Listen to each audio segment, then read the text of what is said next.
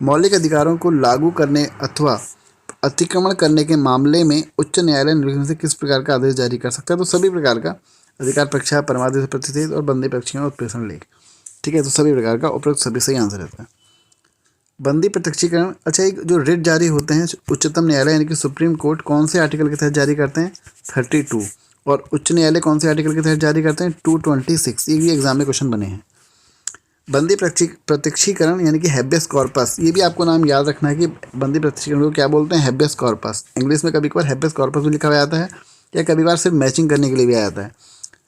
याचिका के अतिरिक्त निम्नलिखित में से किस याचिका को उच्च न्यायालय जारी कर सकते हैं? तो सभी को जारी कर सकते हैं, उपयुक्त सभी। उच्च न्यायालय अपने अधीनस्थ न्यायालय या अर्धन्यायिक निकायों के विरुद्ध उत्प्रेषण रेट यानी कि सरसरी जो जारी करते हैं कब? जब निर्णय या आदेश में कोई विधि संबंधी त्रुटि हो, सही है। जब निर्णय आदेश को पारित करने में नैसर्गिक न्याय के सिद्धांत का उल्लंघन हुआ हो, सही है। जब निर्णय या आदेश को पारित करने के अधिकारता के आधिक्य में कार्य किया गया हो, तो इसका आंसर होगा ऑप्शन डी। चलो, अगर मैं आपको चारों स्टेप की एक बता देता हूँ एक शॉर्ट में, तो सबसे पहले एक बार मैं आपको बता दूं उत्प्रेषण के संबंध में। उत्प्रेषण जो होता है हमारा, इसका अर्थ होता है प्रमाणित करना। ठीक है, क्या होता है इसका अर्थ? प्रमाणित करना। अब ये किसको जारी करते हैं? उच्च न्यायालय। उच्च न्यायालय जो होंगे वो अधीनस्थ न्यायालय को जारी करेंगे। ठीक है ना। किन मामलों पर? जब कोई मामला क्या रह गया है, कोई मामला लंबित रह गया है। ठीक है ना, उत्प्रेषण वाला हमने सब पढ़ लिया, इन तीनों को आप ध्यान से देखेंगे।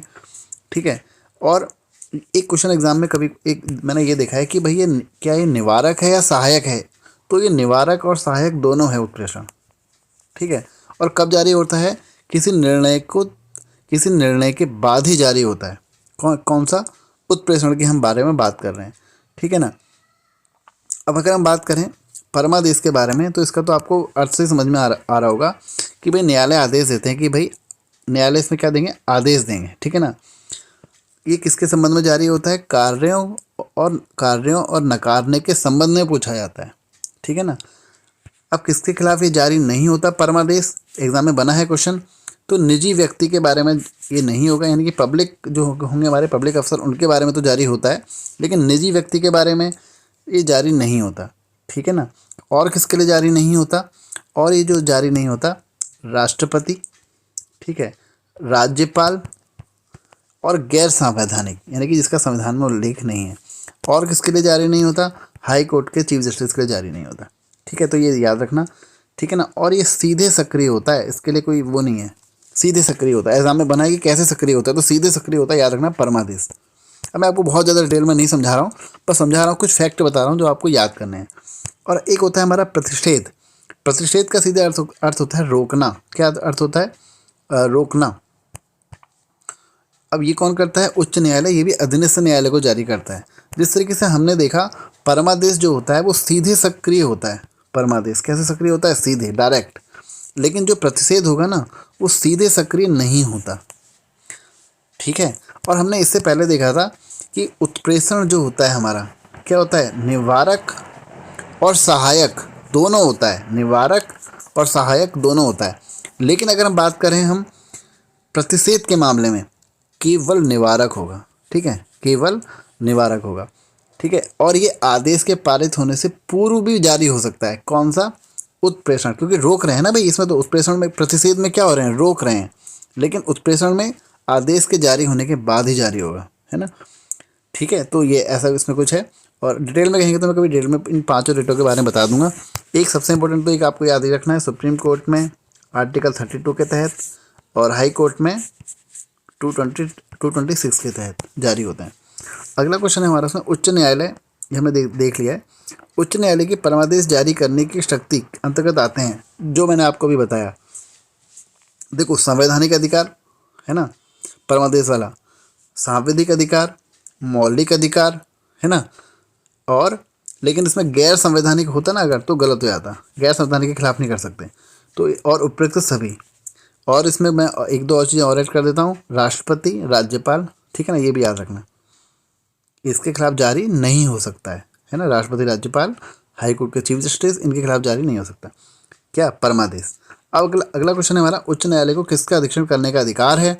तो अधीनस्थ न्यायालयों का। मैंने कहा ना, अधीनस्थ न्यायालयों का। अगला है हमारा भारत में उच्च न्यायालयों के संबंध में निम्नलिखित कथनों पर विचार करना है। देश में कुल, ये तो गलती हो गया है, उनमें से 3 को क्षेत्राधिकार एक राज्य से, 4 का है, हमने आपको पढ़ा रखा है 4 का होता है ना, 4 का क्षेत्राधिकार एक राज्य से अधिक है, जिसमें गुवाहाटी जो है सबसे ज़्यादा, जिसके क्या हैं, गुवाहाटी में सबसे ज़्यादा राज्य शामिल हैं आपके, है ना। कौन कौन है? असम तो होगा ही, नागालैंड, अरुणाचल प्रदेश और मिजोरम, ठीक है ना। कब बना था? 1948। और एक और है हमारा केरल वाला। केरल में कौन कौन है? केरल और लक्षद्वीप, ठीक है।